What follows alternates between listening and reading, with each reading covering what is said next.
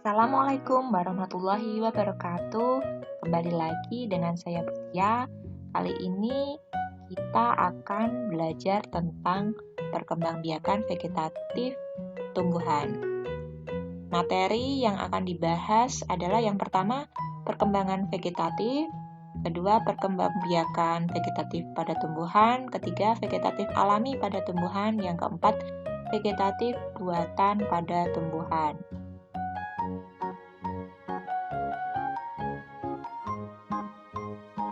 Perkembangbiakan vegetatif.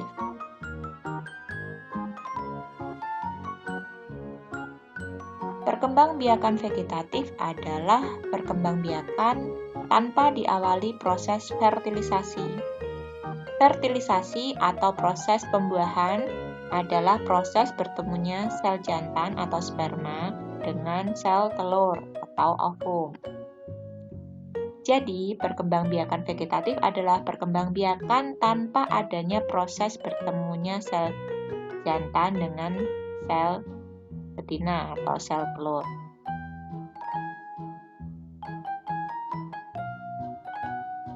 Perkembangbiakan vegetatif pada tumbuhan.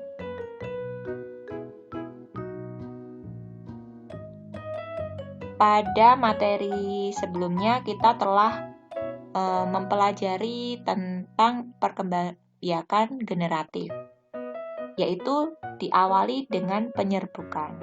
Nah, kali ini berbeda.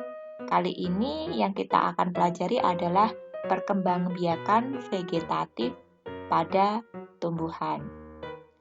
Nah, kalau perkembangbiakan vegetatif pada tumbuhan ini tanpa adanya proses penyerbukan itu sendiri. Perkembangbiakan vegetatif pada tumbuhan sendiri dibagi menjadi dua. Yang pertama, perkembangbiakan vegetatif alami tumbuhan, yaitu terjadi karena proses alam. Yang kedua, perkembangbiakan vegetatif buatan pada tumbuhan, yaitu perkembangbiakan vegetatif ini dibantu atau memperoleh campur tangan manusia.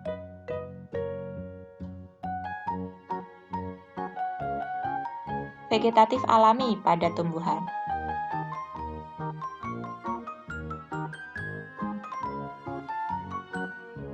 Perkembangbiakan vegetatif alami pada tumbuhan. Di sini ada 8. Yang pertama adalah umbi batang, yang kedua umbi lapis, umbi akar tinggal atau rizoma, tunas, tunas adventif, geragih atau stolon, dan spora.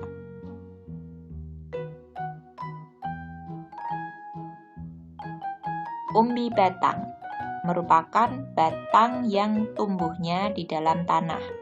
Pada umbi batang terdapat mata tunas yang dapat tumbuh menjadi tanaman baru. Contohnya, kentang dan ubi jalar.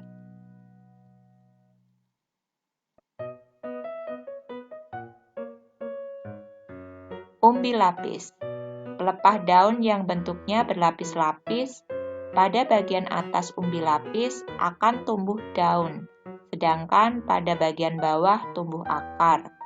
Contoh, bawang merah, bawang bombay, bunga tulip, dan bunga bakung.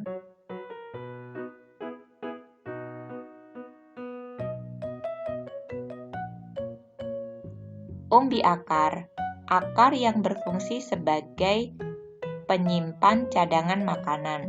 Contoh, singkong, lobak, dan wortel.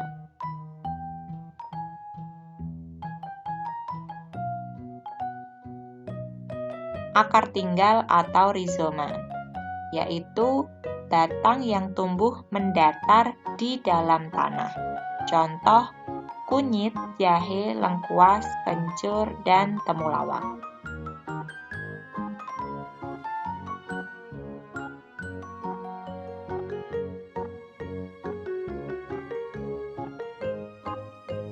Tunas, tumbuhan muda yang tumbuh di bagian tubuh induk. Contoh, pohon pisang, bambu, dan tebu.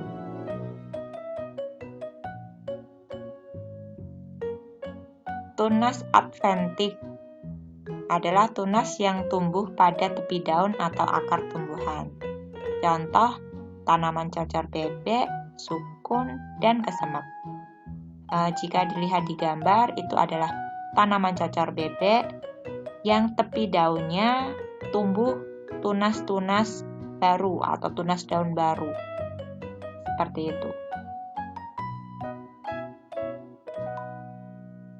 Geragih atau stolon, yaitu batang yang tumbuh menjalar di permukaan tanah. Contoh, stroberi, pegagan, dan rumput teki.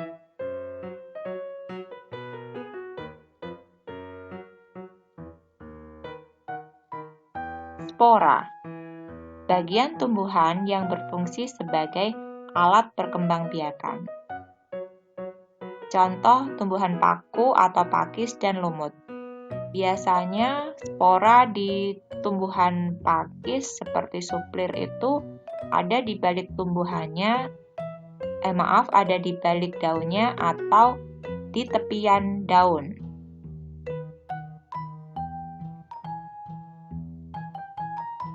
Perbedaan akar tinggal dan geragih bisa dilihat pada gambar. Akar tinggal atau rizoma yaitu batang yang tumbuh mendatar di dalam tanah, di bawah permukaan tanah. Sedangkan geragih adalah batang yang tumbuh mendatar di atas permukaan tanah. Jadi itu perbedaannya antara akar tinggal atau rizoma dengan geragih atau stolon. Spora tanaman suplir. Bisa dilihat, suplir merupakan salah satu tumbuhan paku. Di situ daunnya, jika dibalik daun tersebut dan diperbesar seperti gambar di sebelah kanan, butiran-butiran itu adalah spora. Ada juga yang tipe sporanya itu di tepian daun, itu juga ada.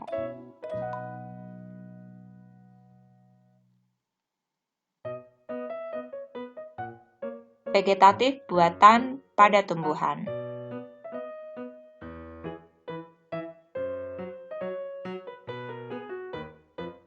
Perkembangbiakan vegetatif buatan pada tumbuhan antara lain mencangkok, okulasi atau menempel, mengenten atau menyambung, merunduk, dan setek.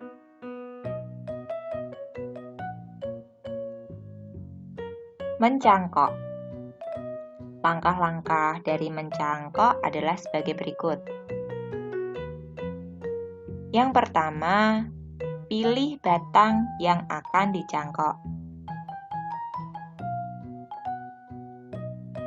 Kemudian, hilangkan kulit batang yang akan dicangkok.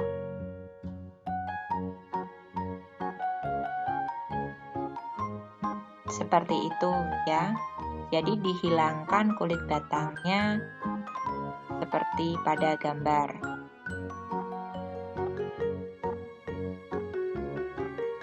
Tutup dengan tanah yang subur.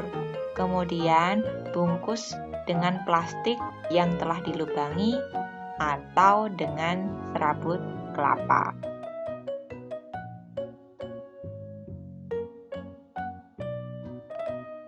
Nah, fungsinya kenapa jika ditutup dengan plastik itu harus dilubangi? Agar ketika disiram, itu airnya bisa masuk. Nah, kemudian langkah selanjutnya adalah siram batang yang dicangkok dengan teratur hingga tumbuh akar.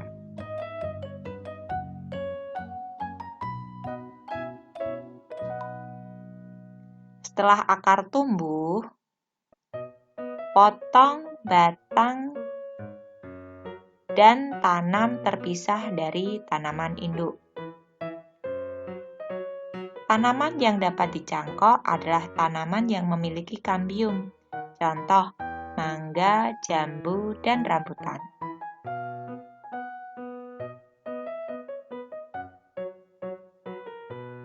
Keuntungan dan kerugian mencangkok. Keuntungan mencangkok. Yang pertama, cepat berbuah.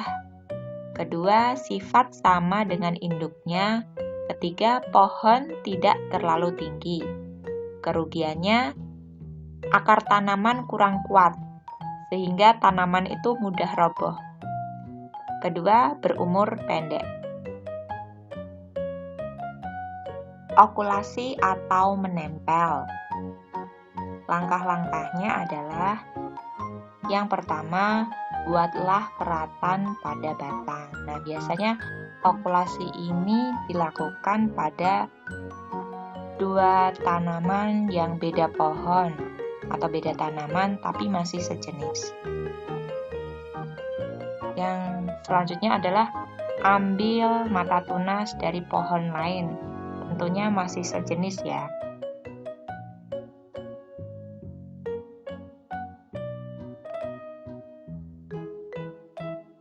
Selanjutnya adalah tempel mata tunas pada batang yang telah dikerat. Nah, seperti itu ya, ditempel. Kemudian ikat mata tunas dan batang. Tanaman yang dapat diokulasi contohnya kopi, mangga, dan durian. Tujuan okulasi atau menempel adalah menggabungkan sifat-sifat unggul dari dua tanaman yang masih sejenis. Mengenten atau menyambung. Pertama, siapkan batang bawah dan siapkan batang atas. Ini hampir sama dengan menempel atau okulasi. Tetapi kalau okulasi menggunakan mata tunas, jika mengenten atau menyambung menggunakan batang. Tentunya dari dua tanaman yang masih satu jenis. Kemudian sambungkan batang bawah dan batang atas.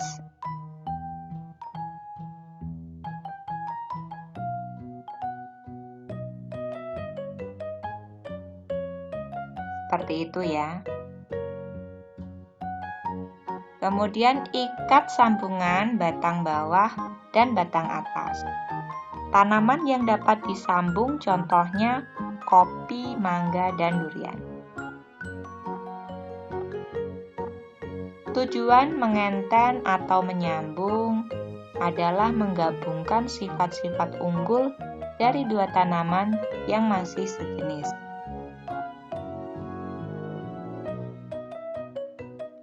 Selanjutnya adalah merunduk. Merunduk adalah memperbanyak tanaman dengan cara merundukkan batang ke dalam tanah. Syaratnya, batang tanaman harus mudah dibengkokkan. Nah, dilihat pada gambar itu ada batang yang dibengkokkan ke dalam tanah, kemudian ditanam. Setelah batang yang dirundukkan tumbuh akar, maka dapat dipisahkan dari tanaman induk. Stek. Stek adalah memperbanyak tumbuhan dengan cara menanam bagian tertentu tumbuhan yang akan diperbanyak. Syaratnya tumbuhan harus memiliki mata tunas dari bagian tumbuhan tersebut.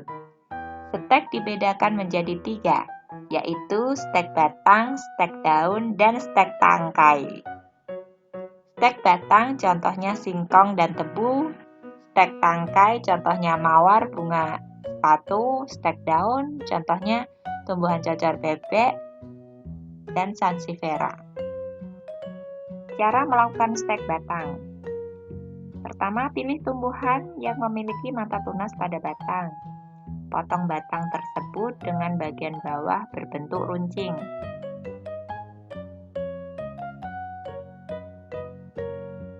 Tanam batang yang telah dipotong-potong tersebut. Siram dengan teratur sehingga tumbuh menjadi tanaman baru. Itulah materi yang kali ini kita pelajari mengenai perkembangbiakan vegetatif pada tumbuhan. Apabila saya ada kesalahan kata, saya mohon maaf. Wassalamualaikum warahmatullahi wabarakatuh.